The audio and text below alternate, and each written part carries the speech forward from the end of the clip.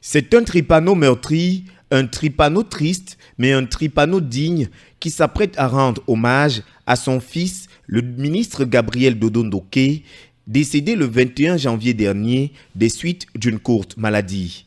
Il était alors ministre des Mines, de l'Industrie et du Développement technologique. Quand il est militaire, quand je pars à Yaoundé, c'est ma fille qui est douanière. Lui, il vient, lui aussi il vient, étant ministre. Quand il me voit, il dit, papa, oh, tu es venu. Je dis, oui. Quelqu'un qui est en bon état, étant jeune, il va mourir quoi? Dodo Ndoké, c'était un gars calme, serviable. Tu ne peux pas aller chez Dodo Ndoké, tu rentres qu'il ne t'a pas servi, qu'il n'a pas résolu ton problème. Même si c'est un problème, il va tout faire, il va forcer de te résoudre le problème là. Oui, c'est un ministre qui est très gentil même. C'est une bonne personne.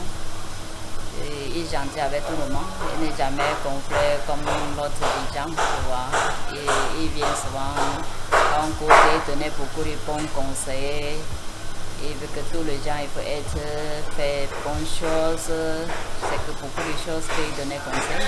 Depuis l'annonce des obsèques officielles, la vie est rythmée par les travaux d'aménagement du site funéraire à l'esplanade de la compagnie de gendarmerie comme un signe du destin, le même qui avait abrité en début 2018 la soirée culturelle du meeting de remerciement au chef de l'État pour sa nomination comme membre du gouvernement.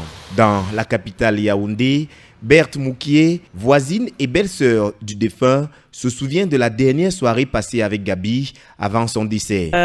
Dodo Ndoké, Gabriel, c'est d'abord mon grand frère avec qui j'ai grandi au quartier.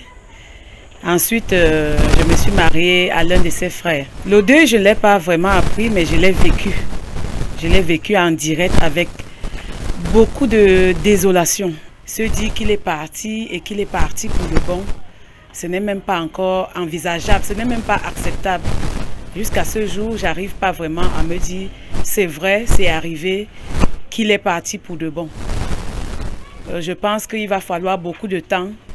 La dernière fois que nous avons partagé même un verre ensemble, c'était le 30 chez nous à Iké, Yaoundé, et le 31 chez lui pour le réveillon de la Sainte-Sylvestre. Ce jour, carrément, curieusement, je ne l'avais jamais vu comme ça.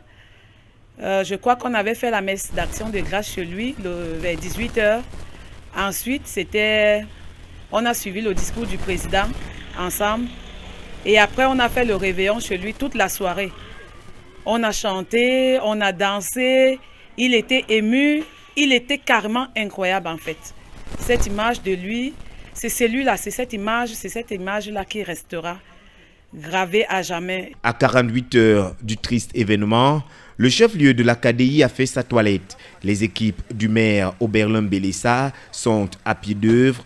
La mobilisation est totale pour l'accueil et une participation massive des militants du RDPC à toutes les bornes des hommages à leurs camarades disparus.